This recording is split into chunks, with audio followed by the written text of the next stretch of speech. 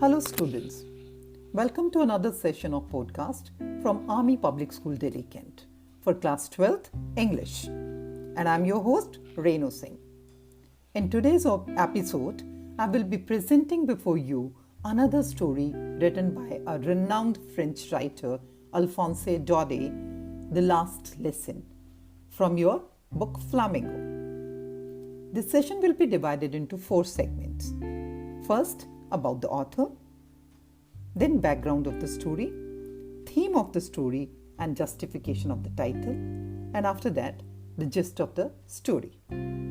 So, we move forward with the sketch of the author of the story. The Last Lesson by Alphonse Daudet.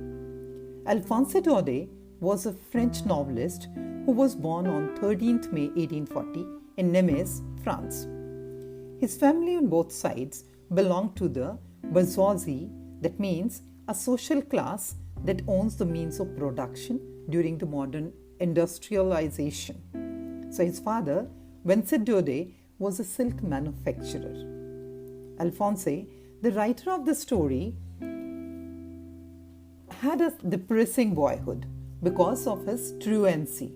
Truancy means intentional, unjustified, unauthorized or illegal absence from compulsory education. But somehow he could complete his education and began his career as a school teacher at Alais in the south of France. Now, the background of the story.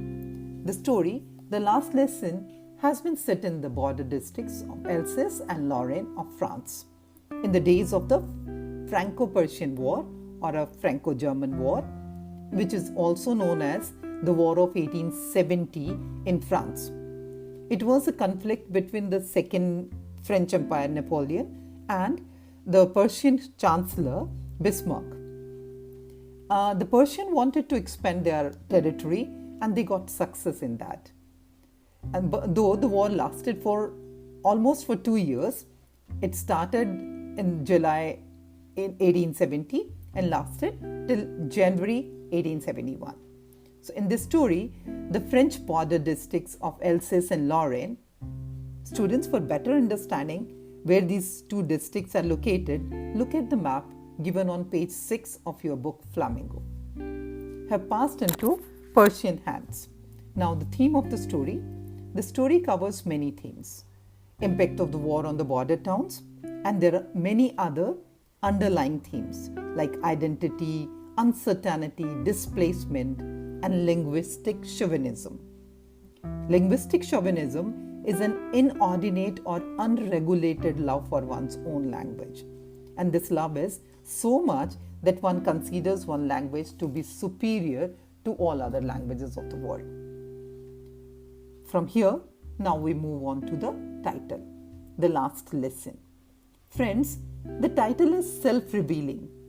It is the last lesson of Monsieur Hamel in French to his students.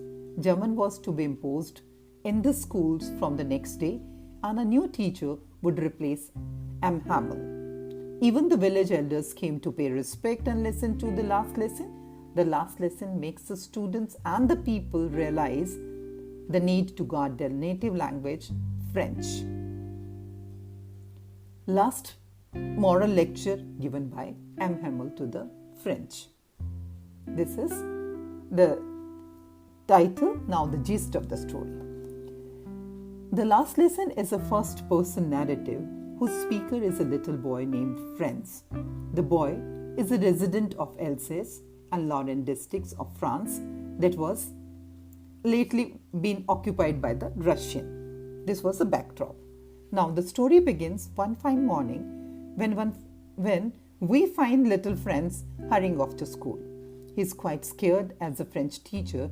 M. Hamel is supposed to question the students on the past participle, and French has not learnt it.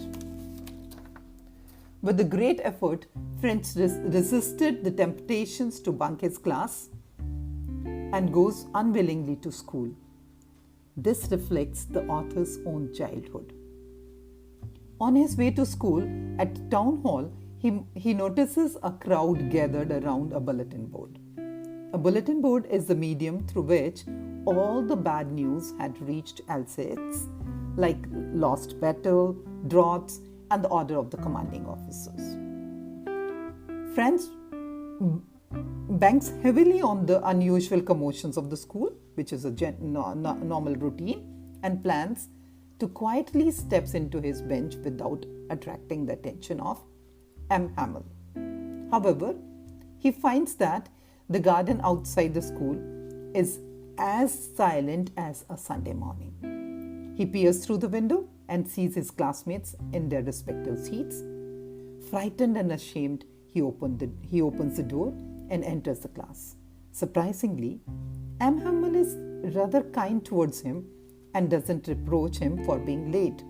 Franz goes to his desk and notices that the teacher has put on a green coat, a frilled shirt, and his black silk cap, usually worn on special occasions like award ceremony or inspection day. To his surprise, he also sees the residents of his village all huddled up in the class: old Hauser, the former mayor, the former postmaster, and many others on the back benches of the class, all seated with the solemn looks on their faces.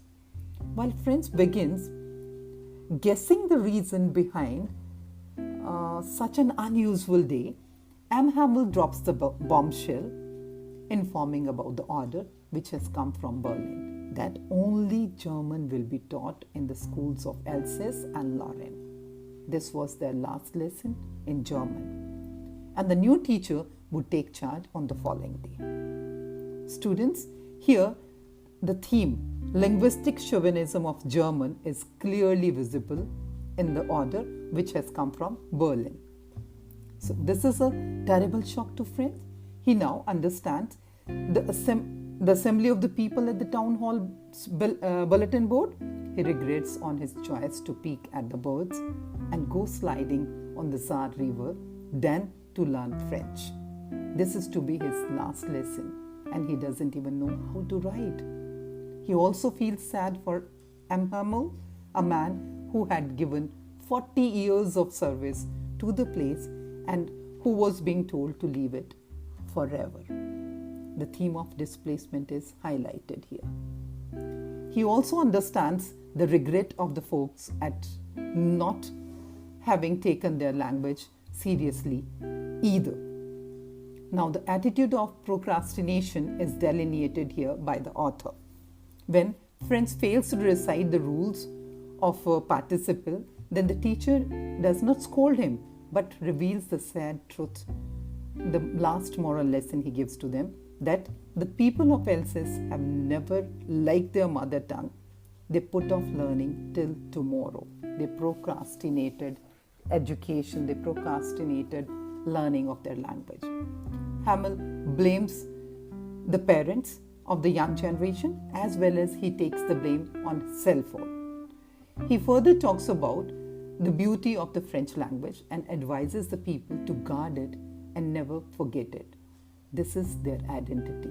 The theme of language is one's identity is clearly depicted by the author. He explains the lesson very patiently and Franz listens to it attentively. Then the church clock strikes 12 and the midday prayer Angelus starts in the Catholic Church. Simultaneously, the Persians sounds their trumpet. The author highlights the meeting of the two contrasting words of peace and violence, faith and force, for a brief moment in time.